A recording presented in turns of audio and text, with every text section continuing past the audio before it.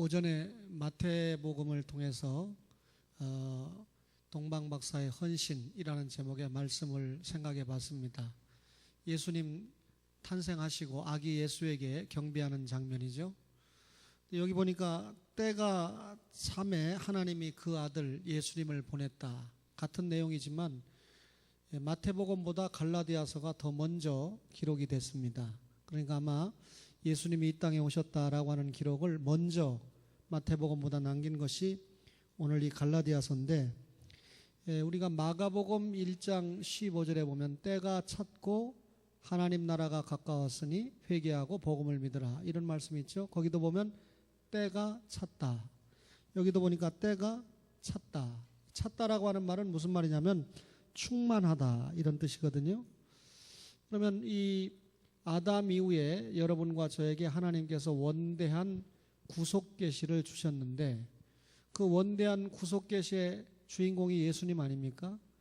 예수님께서 이 땅에 오신다라고 예언한 책이 구약이고, 신약은 그 예수님이 이 땅에 오셨다라고 하는 책인데, 하나님의 원대한 구속 계획의 이 때, 시기가 충만했다, 그 말이죠. 그리고 여기 때가 찼다라는 말은 하나님이 예수님을 보내려고 했던 때가 충만했다, 그런 의미가 되겠습니다.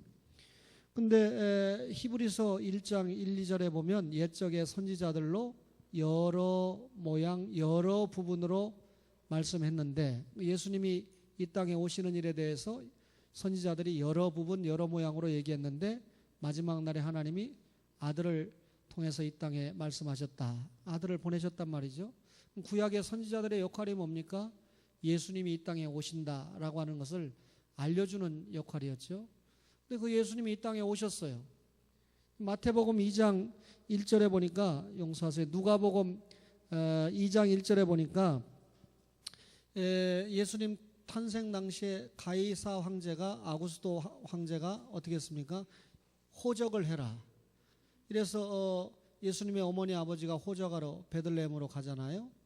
그러니까 예수님 탄생 당시에 호적을 하라고 할 때의 황제가 가이사 아구스도고, 그때 총독이 구레뇨입니다. 마태복음 2장 1절에 오면 헤롯 왕 때에 예수님이 탄생하셨다, 아침에 살펴본 대로. 그러면 예수님께서 태어날 당시에 황제, 분봉왕, 총독을 다 소개를 하고 있다는 말은 예수님이 때가 돼서 사람의 몸을 입고 이 땅에 오신 사실이 지어낸 이야기가 아니고 역사적 사실이다, 그 말이죠. 그러면 오늘 오후에 한번 따라합니다. 때가 참에. 도대체 여기에 무슨 의미가 있을까요? 정치적인 때가 찼다, 그런 의미입니다. 그러면 이 당시에 예수님 태어날 당시에, 탄생하실 당시에 세계를 통치하던 나라가 로마입니다. 그죠? 그러면 이 정치적인 때가 뭡니까? 로마가 통치하던 때인데, 어떤 의미가 있느냐면요, 여러분, 이 로마의 판세가 굉장히 확대가 된 때입니다. 그러니까 로마가 이 팔레스틴을 중심으로 한 온 이 여러 지역을 완전히 자기네 속국으로 만든 그런 때이지 않습니까? 우리가 이 독일 쪽에 가면 여러분이 잘 아는 라인강의 기적, 우리는 한강의 기적. 근데 제가 생각할 때 라인강의 기적보다는 한강의 기적이 훨씬 세다. 이유는 경제적인 측면이 아니라 영적인 측면으로 볼 때, 여러분, 이 라인강 쪽 사람보다는 지금 한강 쪽의 사람들이 예수님을 잘 영접하지 않는가, 제가 그렇게 해석을 해보는데요. 여러분이 이 다뉴브 강과 라인강, 이걸 합쳐서 다뉴브 강과 라인강을 로마가 영역을 확대했거든요. 거기에서 경계선을 이루어요. 그러니까 이쪽에는 로마고 저쪽에는 로마가 아닙니다. 그래서 로마와 다른 지역이 경쟁을 한다고 해서 라이벌이라고 하는 말이 나온 거예요. 로마와 다른 나라가 경쟁을 한다. 로마가 계속 집어먹으니까.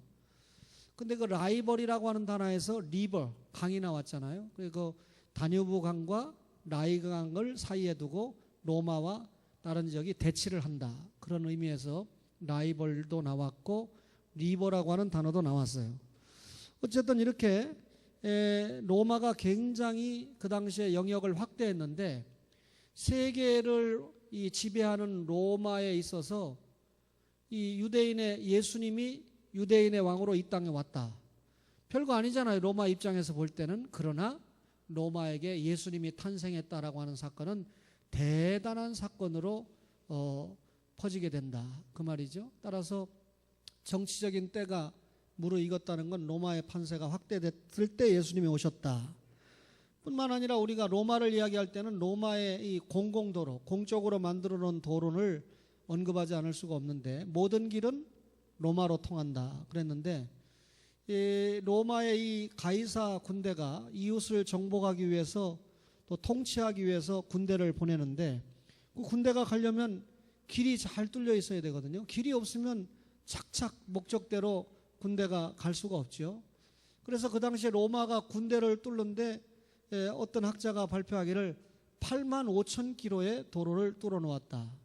우리가 지금 서울에서 부산까지 대략 450km 본다고 그럴 때 그 당시에 8만 5천 킬로라고 하는 건 굉장히 도로를 많이 뚫어 놓은 거죠. 그러니까 이 도로를 통해서 가이사 군대가 마음껏 활보할 수 있었는데, 사실은 로마가 이런 도로를 많이 뚫어 놓은 목적이 뭡니까? 전쟁하려고 뚫어 놓은 거 아니에요? 그리고 그 외에 다른 어떤 이득을 얻으려고 도로를 뚫어 놓았는데, 우리 기독교 신자들은 예수님이 십자가에 돌아가시고 부활하신 후에 복음을 어떻게 해야 될 사명이 있죠?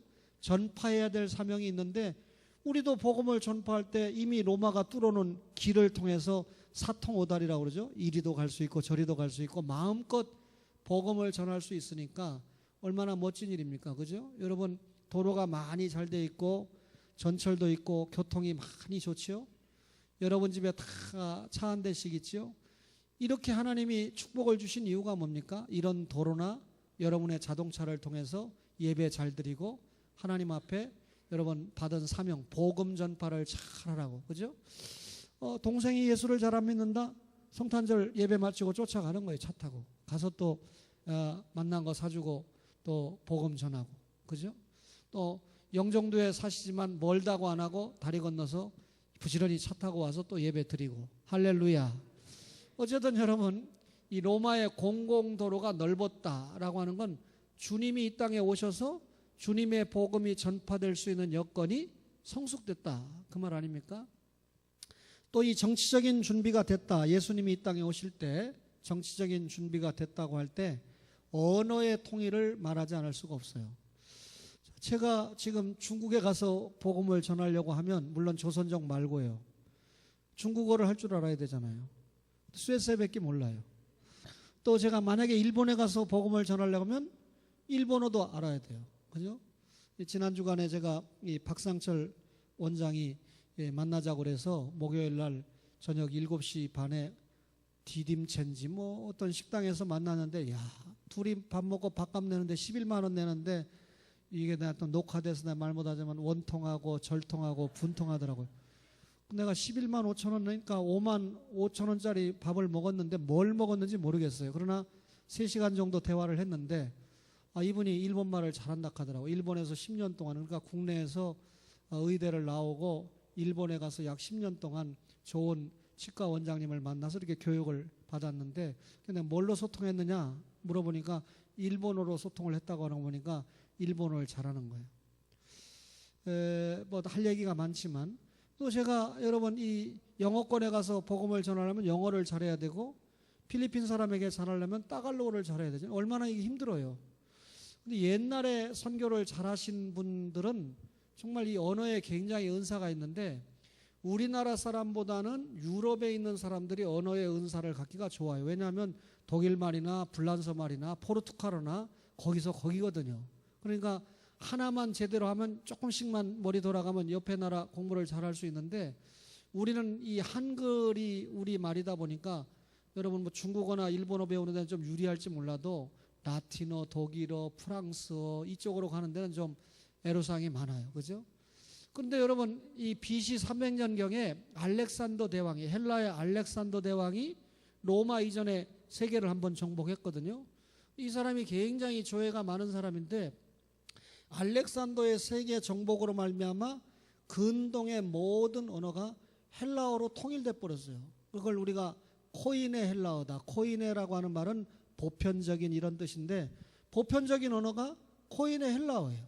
예루살렘 거리를 가도 헬라어, 또 아프리카 거리를 가도 헬라어, 로마가 지배하고 있는 여러 지역을 가도 헬라어면 다 통하는 거예요. 다시 말하면 코인의 헬라어만 잘 할 줄 알으면 복음을 전하는데 문제가 있다 없다? 없다는 뜻이죠. 실제로 예수님께서 이 땅에 오셔서 많이 구사하신 언어는 아람어입니다. 예수님은 이 아람어를 많이 사용하셨는데 그럼에도 불구하고 신약 성경이 헬라어로 기록된 것은 그 당시에 이 로마가 지배한 영역에 많은 사람들이 대다수가 알렉산더 당시에 썼던 헬라어가 공용어였기 때문에 신약 성경을 헬라어로 기록하고 구약 성경도 헬라어로 번역한 게 70인역 LXX 아닙니까? 그 L이 50, X가 10 해서 70인역이라고 말하는 거 아닙니까? 또 여러분들이 우리 목사님은 70인역은 잘 몰라. 12지파에서 6명 뽑았으니까 72명이 번역한 거예요. 그런데 72인역이라고 안 하고 줄여서 그냥 70인역이다 이렇게 얘기하는 거. 이렇게 얘기해야 자기 목사 무식하다고 안 하죠. 세상에 아주 험해가지고요. 어쨌든 여러분 예수님이 이 땅에 오시는데 때가 찼다. 이때 정치적인 때가 찼다. 그렇죠? 그렇게 로마가 복음이 이 땅에 오면 완전히 확장될 수 있는 조건이 구비된 정치적인 때가 되어서 주님이 오시게 됐다. 두 번째는요. 여기 때가 찼다라고 하는 말은 경제적인 때가 찼다 이렇게 해석을 할 수가 있습니다. 지금까지 이 로마가 세계를 다스린다고 그랬는데 이 로마 사람 5사람이 이렇게 모이면 2사람은 노예입니다. 그러니까 여러분 그 당시에 이 노예의 신분이라는 건 뭐 이름 말할 수 없죠. 그죠? 네, 제가 보니까 뭐 우리 정찬배 장로님은 형님이지만 김병준 장로님도 저에게 형님이지만 비슷한 형님인데 보니까 이 명자 권사님에게 점점 노예화 돼가는 것 같아요. 물 올려 그러면 물 올리고 내리세요 하면 내리고 청소하세요 그러면 청소하고 그렇게 해야 평안하죠. 그렇죠? 예. 아직까지는 제가 박병진 집사님에게 뭐 이런 걸 가르치기는 좀 이런 식이지만 그래도 한 50 넘어가면 부인 말을 잘 들어야 평안한데 이런 거는 우리 김교천 장로님이 굉장히 선험자다 이런 생각을 제가 해보게 됩니다. 여러분 경제적인 준비에 대해서 이야기를 하는데 2명이 노예예요. 그 다음에 5명이 모였는데 두 명은 노예고 나머지 2명은 뭐냐면 극빈자. 그러니까 노예는 아니라도 정말 먹고 살기 힘든 하루 벌어서 하루 먹기도 살기 힘든 굉장히 가난한 사람들입니다. 그러면 이제 5명이 모이면 그나마 밥을 먹고 살거나 하는 건 1명밖에 없잖아요. 전체적으로 볼 때 경제적으로 로마의 희하에 있는 사람들이 얼마나 가난하다 하는 것을 우리가 알 수가 있겠죠. 여러분 이 의식주 문제, 특별히 먹는 문제가 해결이 되지 않으면 다른 것을 생각할 수가 없습니다. 그 당시 이 예수님께서 태어나시고 성장하신 이 팔레스틴 땅도 로마의 속국이잖아요. 완전히 망한 건 AD 70년이고 이 로마의 속국 상태에 있는데 그러면 팔레스틴의 사정은 좀 나았느냐? 그렇지 않아요. 팔레스틴 지역도 많은 사람들이 전쟁터로 삼았습니다. 그러면 여러분 전쟁이 많이 일어나다 보면 여러분 경제적으로 피폐해지고 어려워지는 건 두말할 필요가 없죠. 제가 조금 가지고 있는 약에 여유를 좀 가지게 되니까 제 아내가 왜 이렇게 약을 많이 타다 놓냐. 그래서 내가 만약에 전쟁이 일어나도 내가 지장 없이 초원교에서 설교하기 위해서 그런다. 그러니까 아무 말 못 하더라고요. 제가 굉장히 앞을 내다보는 사람이죠. 그래서 제가 그러면서도 주님 전쟁이 일어나면 안 됩니다. 왜냐하면 우리 김동전 목사님이 곤란해지니까 제가 그저께도 만나서 같이 식사하고 그랬는데 우리 투석하는 분들에게는 전쟁이 일어나면 곤란하잖아요. 그래서 절대 전쟁이 일어나면 안 됩니다. 내고 제가 브레이크를 걸어놨어요. 팔레스틴 땅에 전쟁 때문에 가난했거든요. 그리고 또 이 귀족 계급에 있는 사람들이 얼마나 사치하는지요. 가난하면 좀 가지고 있는 사람들이 좀 내놓고 초대교회처럼 나누고 이래야 되는데 헤롯 임금의 극도의 사치 생활. 그렇게 가난한 사람들이 많은데 먹고 사는 사람들이 저만 잘 먹고 잘 입고 잘 사는데 혈안이 돼 있는 그런 모습, 거기에다 또 이런 이 기득권층이 세금을 거두어 드리는데 정말 어려운 사람들의 인정사정을 보지 않고 세금을 걷어다 로마다 바치는데, 로마에서 걷어오라는 세금만 걷어가는 게 아니고 더 걷어서 자기들이 착복을 하게 되잖아요. 그래서 그 당시에 세리들은 유대세계에서 완전히 죄인, 창녀와 같은 취급을 받지 않습니까? 막중한 세금을 걷어들인단 말이에요.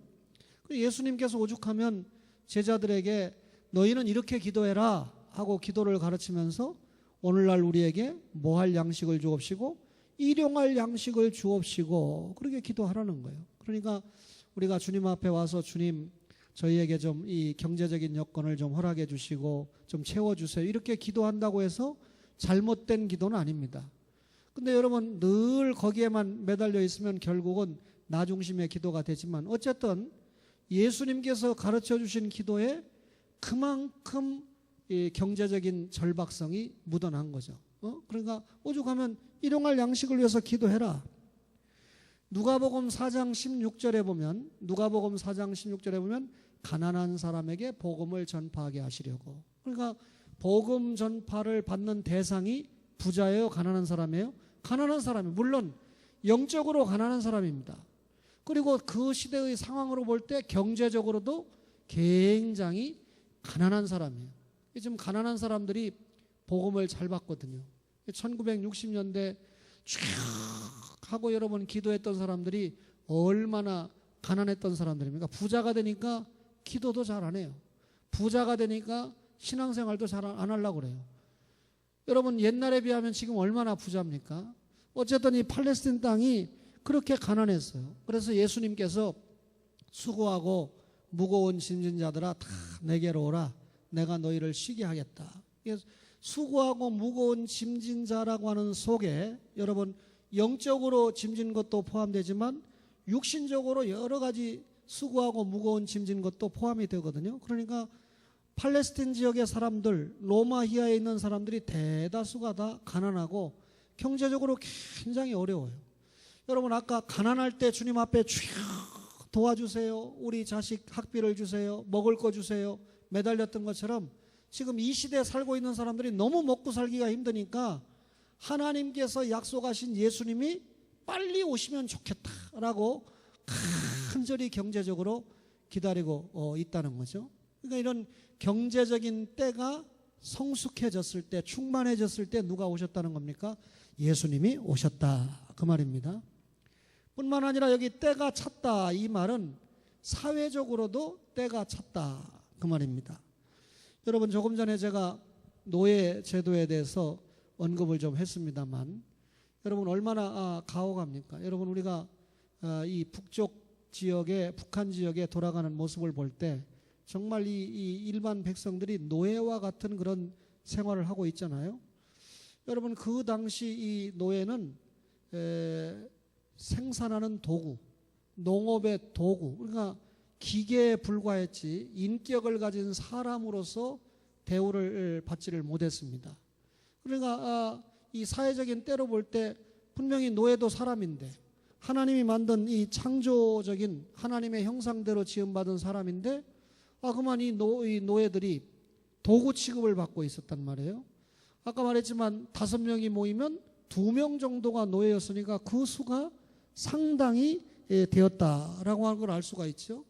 이 사회적으로 때가 이르렀다라고 하는 것은 이 잔인성을 이야기하는데 그 당시에 이제 로마 법에 의해서 이 사람은 사형수다.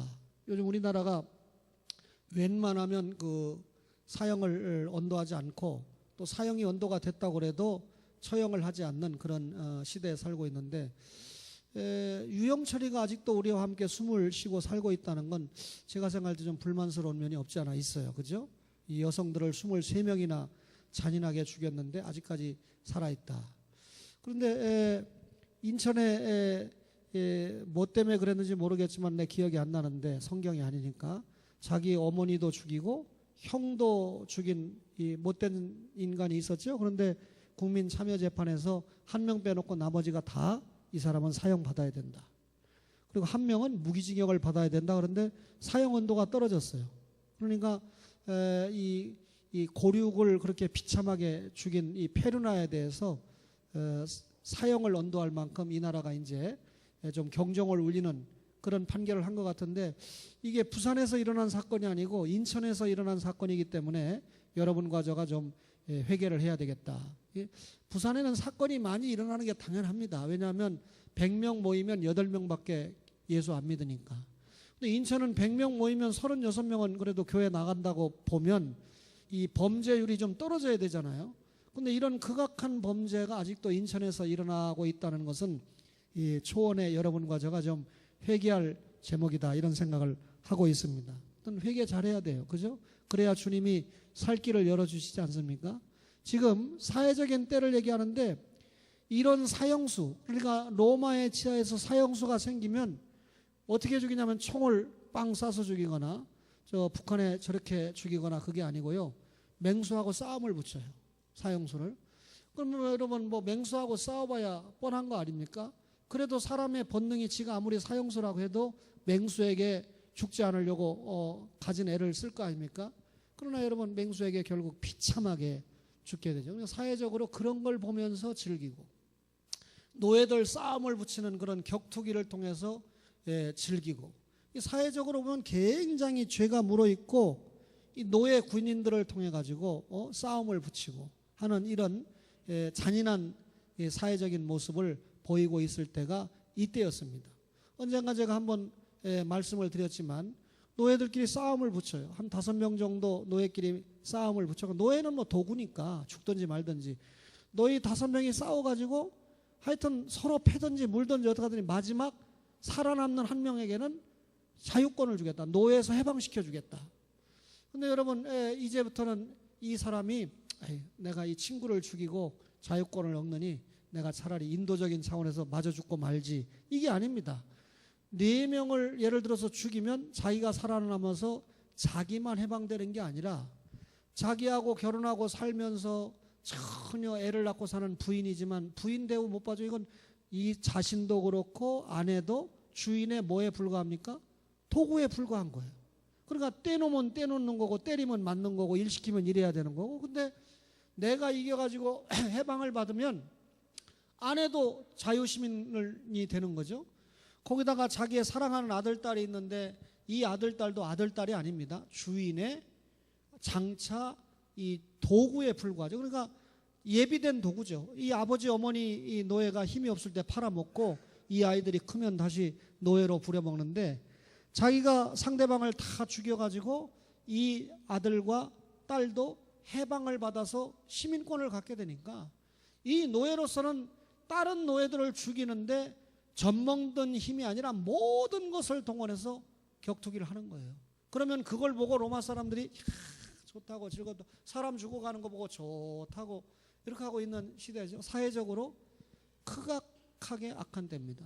이런 것이 정리가 되려면 예수님이 빨리 오셔야 되죠. 하나님의 구원 계획 가운데 이때가 충만한 때다. 정치적으로 준비가 되고 경제적으로도 준비가 되고 사회적으로도 준비가 된 때가 이때였다라고 그렇게 말할 수 있는 거죠. 여러분 어떤 때가 준비가 됐냐면 뭐니 해도 종교적인 때가 준비가 됐습니다. 갈라디아서 4장 4절에 보니까 때가 참에 그랬는데요. 여러분 이 당시가 로마 시대 아닙니까? 근데 로마 시대인데 이 로마는 모든 이 잡신을 받아들이는 범신론이었습니다. 그러니까 헬라에서 섬기던 신앙도 받아들입니다. 헬라는 여러분이 잘 아시는 것처럼 이원론 사상에 입각한 영지주의 아닙니까? 영은 선하고 육은 악하다라고 하는 이 영지주의도 로마에서 받아들이고, 또 이 뭡니까? 애굽의 종교도 받아들이고 페르시아의 종교도 받아들이고 모든 종교를 다 수용했는데, 로마 치하에 바울이 전도를 하러 가는데 사도행전 17장이죠. 아데네 갔어요. 근데 아데네 가니까 자신들도 모르는 신의 이름을 새겨놓은 단이 있었습니다. 그러니까 얼마나 종교가 많았던지 쥐들이 섬기는 신의 이름도 몰라요. 자기들이 섬기는 신의 이름도 모르면서 그 종교를 숭상하고 섬길 정도로 굉장히 많은 종교를 가지고 있었던 나라가 로마죠. 지금 이웃나라 일본의 신도가 약 800만의 신을 가지고 있다고 하잖아요. 여러분, 이렇게 로마가 여러 가지 잡신을 섬기고 있는데 그 가운데 로마가 자국의 신을 하나 만들어냈습니다. 그러니까 외국산 이 종교만 가지고 있다가 국산 종교를 하나 만들었는데 그것이 뭐냐면 황제 숭배예요. 그러니까 로마의 황제를 숭배하면 어떤 종교를 가졌든지 합법적인 종교고, 로마의 황제를 숭배하지 않으면 어떤 종교를 가졌든지 그것은 불법적인 종교입니다. 그러니까 이 로마가 종교적으로 이런 어떤 자국 종교를 만들었을 때 다른 신을 섬기는 사람들은 아무 문제가 없어요. 영지주의나 뭐 헬라나 애굽이나 혹은 페르시아나 혹은 다른 나라의 어떤 신을 섬기더라도 자기 신도 섬기면서 동시에 황제도 숭배할 수 있습니다. 그러니까 로마의 입장에서 볼 때는 황제를 숭배하니까 그 다음에 자기 신을 섬기는 건 얼마든지 합법적으로 인정해 주는 겁니다. 그런데 우리 기독교 신자는 나 외에 다른 신 위하지 말라. 하나님 외에는 절대로 다른 신을 섬길 수가 없거든요. 예수 믿는 믿음 외에는 어떤 경우든지 구원이 없다는 걸 우리가 알고 있거든요. 그러니까 우리는 로마 황제를 숭배할 수가 없는 겁니다. 그러니까 로마 입장에서 볼 때는 기독교 신자들에 대해서 엄청난 핍박을 가하게 되는 거죠. 왜냐하면 로마 황제를 섬기지 않으니까. 그래서 그 당시에 기독교 신자들이 얼마나 핍박을 받고 순교에 이르게 됩니까? 그 가운데 여러분이 잘 아는 스사도 베드로도 네로 치하에서 순교를 당하고, 바울도 순교를 당하고, 그렇죠? 물론 유대교에 핍박을 당했던 스데반 집사라든지 야고보 사도라든지 이런 분들은 또 유대교에 핍박을 받아서 순교를 했지만, 적지 않은 사람들이 로마의 이 정치 체제 하에서 엄청나게 순교를 당하게 됩니다. 여러분, 이런 종교적인 때가, 그러니까 이런 모든 것들이 유대인들에게나 또 택자들에게는 누가 오셔야 해결이 됩니까? 예수님이 이 땅에 오셔야 되니까 종교적인 때가 무르익었는데, 뭐니 해도 이 유대인들에게는, 하나님의 선택받은 이스라엘 백성들에게는 메시아 대망 사상이 극에 달았어요. 이 메시아 대망 사상이라는 건 여러분이 잘 아시는 것처럼 구약의 왕정 시대가 시작되면서 사울과 다윗과 솔로몬이라는 통일 왕국 시대가 지나고 납니다. 솔로몬이 초창기에는 좀 하나님을 잘 섬기고 하다가 막판에 관리를 잘 못하고 타락했어요. 솔로몬이 죽고 난 다음에 나라가 남쪽 유다와 북쪽 이스라엘로 갈라지지 않습니까? 근데 이 왕정 시대 때 대체로 하나님의 말씀에 순종해야 되는데 왕들이 순종을 안 해요. 우상 숭배 깊이 빠져버려요. 하나님께서 돌아오라고 아무리 선지자를 보내도 잘 돌아오지 못해요. 그러니까 하나님께서 북쪽 이스라엘은 아수르에 의해서 망하게 하죠. 하나님께서 인내의 시기가 지나고 난 다음에 남쪽 유다는 바벨론에 의해서 망하지 않습니까? 북쪽 이스라엘이 망하는 걸 보고 남쪽 유다가 하나님 말씀에 불순종하다가 선지자 말 듣지 않다가 저렇게 망하는구나 깨닫고 돌아와야 되는데 못 돌아오는 거예요. 135년 동안이나 못 들어와요. 그러니까 722년에서 586년을 빼면 135년 아닙니까? 반대로 말하면 북쪽 이스라엘을 망하게 한 후에 남쪽 유다가 망하기까지 135년 동안이나 하나님께서 어떻게 하는 거죠? 기다려 주시라. 뭘 기다려 주는 거죠? 회개할 시간을 주신 겁니다. 근데 회개하지 못하거든요. 회개의 시간을 주셨다는 건 뭐죠? 주님께서, 하나님께서 그만큼 이스라엘 백성들을 사랑하셨다는 말이죠. 돌아올 시간을 충분히 줬다는 말이죠. 그래도 회개하지 않고 돌아오지 못하면 하나님의 인내의 시기는 끝나는 겁니다. 사랑의 시기는 끝나는 겁니다. 그래서 남쪽 유다가 바벨론에 망했거든요. 70년 동안 포로 생활하고 돌아오게 되죠. 그러니까 바벨론의 나라를 빼앗겨서 돌아왔지만 나라의 독립을 찾은 거 아니거든요. 바벨론이라고 하는 나라가 페르시아에게 망하게 되면서 바벨론은 유다 백성들을 포로로 끌고 갔지만 페르시아는 이 유다를 속국으로 만들었지만 니네 나라로 돌아가라. 성전 저도 좋다고 돌려보냈잖아요. 그러니까 외국에 침략을 해가지고 흩어놓느냐 아니면 흩어놓지 않느냐라고 하는 정책적인 차이가 있었을 뿐이지 남쪽 유다가 나라를 되찾은 건 아니거든요. 그러니까 바벨론 때도 나라 없었죠. 페르시아 때도 나라가 없었죠. 페르시아가 또 누구에게 망합니까? 헬라에게 망합니다. 그럼 헬라에 망했을 때 유다가 독립한 겁니까? 역시 나라 못 찾았죠. 그 다음에 로마가 통치할 때 헬라가 로마에 망해서 로마가 통치할 때도 속국으로 살다가 그 다음에 어떻게 됐습니까? 결국 AD 70년에는 이스라엘이라는 나라가 완전히 로마의 디도 장군 때 망하지 않습니까? 물론 제가 지금 이야기한 시기에 신구약 중간기 시기에 마카비 때 대략 이 독립전쟁을 통해서 100년 동안에 독립을 했던 기간은 있습니다. 그러나 긴 시간에 비하면 굉장히 짧은 시간이고 지역적이거든요. 그러니까 결국 이스라엘이라는 나라는 나라를 빼앗기고 계속해서 남의 나라에 속국으로 살았단 말이에요. 근데 유대인은 하나님 앞에 선민이죠. 선택받은 나라죠. 그러니까 유대인들에게 자 창세기 3장 15절부터 계속해서 하나님이 여자의 후손을 약속했잖아요. 예수님이 오신다고 약속했잖아요. 특별히 믿음의 조상인 아브라함을 통해서 구체적으로 아브라함의 씨를 통해서 예수님이 오신다고 약속했잖아요. 다윗을 불러서 부자 언약을 맺으면서 너를 통해서 예수님이 오시고 그 나라가 영원하다고 약속했잖아요. 미가를 통해서 이 베들레헴에서 오신다고 약속했잖아요. 그 약속하신 예수님이 오셔야 지금 이 이스라엘 백성들이 당하고 있는 이 모든 고난, 특별히 종교적으로 지금 얼마나 이 로마 시대의 이 다신론 속에서 범신론 속에서 한심한 상황입니까? 이때 메시아 대망 사상이 극에 달했거든요. 아까 바벨론 포로 생활을 할 때 유대인들이 어디에 모였습니까? 회당에 모였어요. 회당에 모여서 저들의 종교를 유지했죠. 하나님의 말씀을 계속 공부했죠. 그러면서 그 회당을 중심으로 해서 이스라엘 백성들이 간절하게 가지는 사상이 메시아 대망 사상입니다. 예수님이 오시면, 예수님이 유대인의 오로 오시면 우리가 이제 나라를 되찾고 해방을 받을 수 있다. 유대인들에게 이런 사상이 팽배했죠. 그러니까 때가 참해, 이 말은 무슨 말입니까?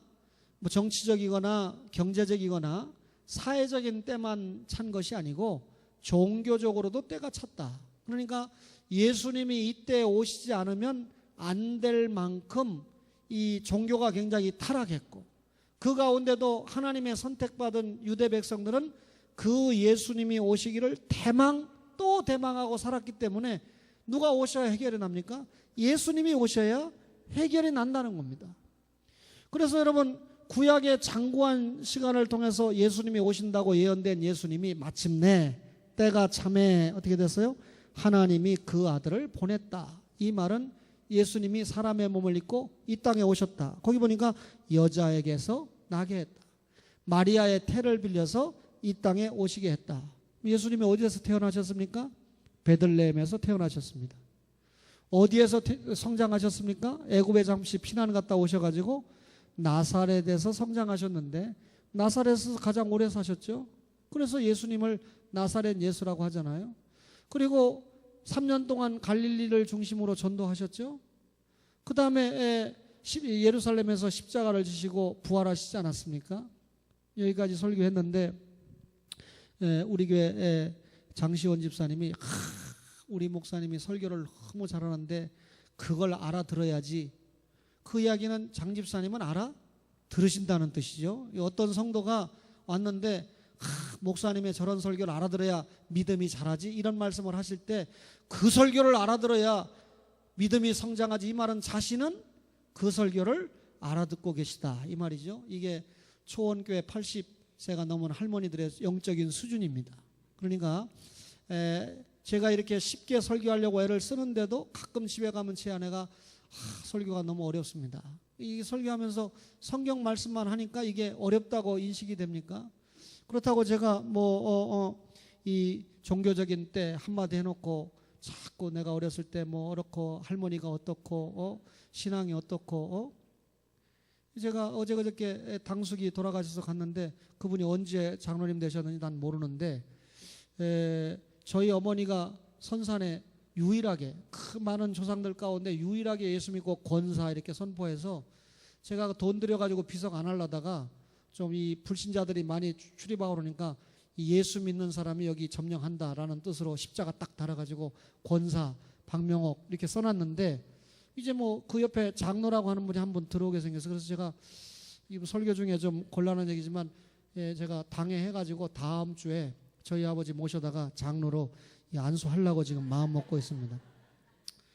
우리 아버지보다 2살 많은 형님인데 사촌 형님인데 70세도 훨씬 넘었는데 장로 안수를 받은 거예요. 그러니까 아마 어느 교회에서 다른 교회 나가지 말고 우리 교회 나오시라고 해서 이렇게 준 것 같은데 장로 임직 받을 때 5천만 원씩 내라. 이것도 성직 매매지만 전혀 자격이 안 되는데 세워주는 것도 저는 성직 매매다. 이런 생각을 해봤어요. 어쨌든 간에 그래도 이 사촌들이나 우리 백부나 숙부들이 볼 때 장로 또 권사 예수 믿는 사람들이 이제 선산에 하나씩 들어오는구나. 결국은 예수 믿는 사람들이 선산을 정복했으면 좋겠다 하는 생각을 하면서도 여러분 제가 언제 주님 앞에 불려갈지 모르지만 저는 선산에 갈 필요가 없습니다. 뭐 장기 기증해버리고 그리고 뭐 필요하면 화장해서 뿌리면 되죠. 주님이 능력 있는 주님인데 매장했다고 부활시키고 화장했다고 부활 못 시킵니까? 절대로 우리 주님은요 어떤 상황에 있든지 재림하시면 완벽하게 저와 여러분을 부활시켜서 다시는 죽지 않는, 다시는 썩지 않는, 다시는 병들지 않는 영생체로 살 수 있도록, 영원히 살 수 있도록 축복하시는 줄로 믿습니다. 예수님이 팔레스틴 땅에 오셨잖아요. 팔레스틴 땅에서 사셨잖아요. 팔레스틴 땅에서 전도했잖아요. 팔레스틴 땅에서 돌아가셨어요. 근데 이 예수님이 오신 이 팔레스틴 땅, 때가 참에 예수님이 베들레헴에 오시고, 때가 참에 예수님이 나사렛에서 성장하시고, 때가 참에 예수님이 갈릴리에서 전도하시고, 때가 참에 예루살렘에서 십자가를 지셨다. 이 땅을 볼 때요, 우측으로는 아시아입니다. 그러니까 팔레스틴 땅을 딱 중심으로 쳐다보고 우측으로는 아시아예요. 좌측으로는 유럽입니다. 그다가 아래는 아프리카입니다. 그 당시에 여러분 1492년에 신대륙이 발견됐으니까 미국 쪽에는 원주민은 살았지만 나라를 이루고 있지 않았거든요. 그런데 대부분의 인구가 유럽과 아시아와 아프리카에 집중되어 있을 때 아닙니까? 셈족은 아시아에, 또 야베 쪽은 유럽에, 그 다음에 함족은 이 아프리카 지역에 주로 포진이 되어 있을 때 아닙니까? 그런데 이 예수님이 십자가를 지시고 부활하신 다음에는 무조건 이 예수님의 복음이 동서남북으로 땅끝까지 가야 됩니까? 안 가야 됩니까? 가야 됩니다. 근데 예수님의 복음을 실어 날르기에 가장 최적한 조건이 팔레스틴 땅이에요. 왜?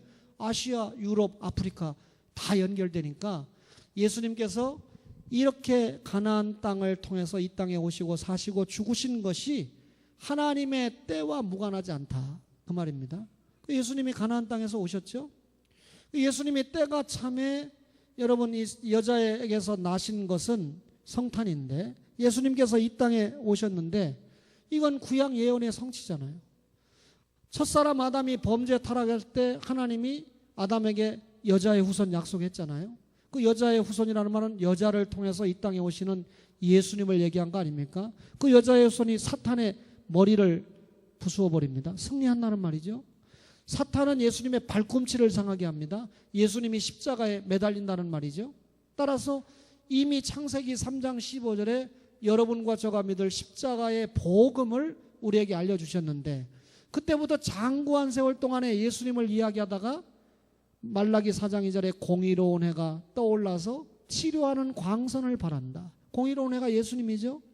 치료하는 광선, 영적으로 육신적으로 죄를 태워버린다. 그 말이죠. 그러니까 그 예수님이 오신다고 그랬는데 때가 되매 예수님이 오셨습니다. 예언의 성취로 오셨습니다. 기쁘다 구주 오셨네 오셨어요. 그래가지고 여러분 5절에 보니까 어떤 일이 생깁니까? 예수님이 오셔서 우리를 속량하셨다.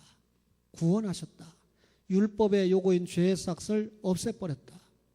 그래서 속량받은 결과 우리가 뭐가 됩니까? 아들의 명분을 얻게 됐다. 하나님의 자녀의 명분을 얻게 됐다. 그 말입니다. 제가 며칠 전에 숙부모를 만나서 전도하는 시간을 좀 가지고 약간의 좀 돈을 투자했습니다. 그런데 여러분들이 생각할 때 우리 목사님이 뭔 돈이 많아서 생등심을 샀나 그랬는데 그래도 이 자기 친자식이 있고 제가 조카 아닙니까? 그런데 다른 조카들에게는 하나도 안 보냈는데 농사를 졌다고 콩을 청스럽게 해서 청국장을 하고 뭐 이렇게 콩하고 뭐 이렇게 해가지고 택배로 잔뜩 보냈더라고요. 저한테. 그러니까 자식에 준하는 대우를 제가 받고 있는 거죠. 왜 그랬을까요는 여러분의 판단에 맡기겠습니다. 근데 실제로 저희 큰아버지가 굉장히 땅이 많아요. 근데 이 땅만 팔으면 정주영만큼은 부자가 아닐지 몰라도 굉장한 부자입니다. 하여튼 이 옛날에 대소서 다니시면서 하여튼 나오는 땅은 족족 다 사놔가지고 굉장한 부자예요. 근데 그렇게 부자인데도 택시 한 번을 못 타봅니다. 지금 큰어머니도 돌아가시고 88세니까 굉장히 고령이신데 딸이 지금 60세가 다 된 딸이 모시고 사는데 한 번도 외식을 안 하시는 거예요. 딸이 죽겠는 거예요. 아버지가 좀 돈도 있으니까 바깥에 나가서 점심도 좀 사잡숴야 되는데 아버지가 늘 집에서만 백부가 잡수시려고 하니까 딸이 어디 나가지도 못하고 죽겠는 거예요. 그래서 딸이 아버지 돌아가시면 안 되니까 돌아가신다는 얘기는 안 하고 그 많은 땅 좀 이렇게 정리해서 좀 자식들에게 좀 분배 좀 해주세요. 그 속뜻은 뭡니까? 이렇게 돌아가시면 자식들이 쌈나지 않습니까? 딸이 둘이고 아들이 셋인데 그 얘기 아니에요? 근데 저희 숙부가 그러는 거예요. 큰아버지가 하시는 말씀이 네가 돈 벌어서 땅 샀냐? 쉽게 말하면 왜 네가 그런 말하고 간섭이야? 그래가지고 이 딸이 다시는 그 말 안 한대요. 제가 생각할 때 대소서 댕기고 법을 많이 아는 분이니까 어디다 살짝 공증을 해놨나. 자식들이 시원찮으니까 그중에 좀 나은 손자에게, 손자도 벌써 나이 40세가 넘어가니까 손자에게 상속을 하셨나. 내가 별 생각이 다 들었습니다. 여러분, 이 물질이라는 건요, 하나님이 주시면 하나님의 영광을 위해서 쓰실 줄도 알아야 되고 또 하나님의 영광을 위해서 자기를 위해서도 좀 쓸 줄도 알아야 되잖아요. 나 같으면 자기를 그렇게 하루 세끼 밥 해주고 건강 챙겨주고 큰어머니 돌아가셨으니까 그 딸에게 맞아, 너에게 내가 조금 더 줄게. 우선 지금 내가 너한테 먼저 이거 팔아서 줄게 해서 아들 딸 구별하지 말고 줘야 되는데 우리 아버지를 위시한 그 라인에 있는 형제들은 왜 딸은 무시하고 아들만 생각하는지. 거기다가 또 아들 가운데도 죽도록 막내 아들이 모셔도 머릿속에는 그게 없고 큰아들만 있는지 회개해야 됩니다. 여기에도 그런 분이 있다면 회개해야 돼요. 정찬배 장로님도 장남이고 유동진 장로님도 장남이고 김병준 장로님도 장남이고 김교천 장로님은 장남인지 아닌지 잘 몰라요. 근데 장남이니까 좀 기분 나쁠지 몰라도 이 장남 선호사상 이거 문제 있습니다. 이상철 목사님도 장남이죠. 문제 있습니다. 여러분, 아들 딸 구별 말고 하여튼 간에 부모에게 순종하는 아들, 부모에게 순종하는 딸에게 있는 거 더 줘야 돼요. 그게 우리 주님의 마음인데 여기 보니까 아들의 명분이죠. 그 다음에 뭐라 그랬습니까? 아들 되니까 하나님을 아빠, 아버지라고 부를 수 있어요. 아무에게나 아빠, 아버지라고 부를 수 있습니까? 구원받은, 예수 그리스도를 믿는 구원받은 신자만이 하나님을 아버지라고 부르고 그 결과 이제는 종이 아니고 뭐요? 아들이기 때문에 유업을 받을 수 있다. 종에게 누가 자기 기업을 물려줍니까? 재산을 물려줍니까? 아들이기 때문에 하나님의 유업을 얻을 수 있는 자격을 획득했다. 그러니까 성탄, 예수님이 오셨어요. 그냥 불신자처럼 예수 왔다고 술 먹고 흥청흥청 노는 게 아니고 수요일 날 설교하겠습니다. 우리는 그 예수를 믿고 하나님의 자녀가 됐거든요. 그렇기 때문에 하나님의 기업을 우리가 약속받았거든요. 그래서 이미 구원받았고 상급도 이미 누리고 있고 앞으로 더한 상급을 누릴 그런 축복을 우리가 누리고 살지 않습니까? 그러니 때가 참에 예수님이 사람의 몸을 입고 온 성탄이 얼마나 여러분과 저에게 큰 축복입니까? 이 성탄절에 들로산으로 놀러가지 않고 수요일날 성탄절에 다시 한번 주님 앞에 와서 경배하고 찬양하고 그러면서 또 주님이 주시는 새로운 축복을 마음껏 받아 누리는 조언의 가족들 되시기를 주의 이름으로 축원합니다.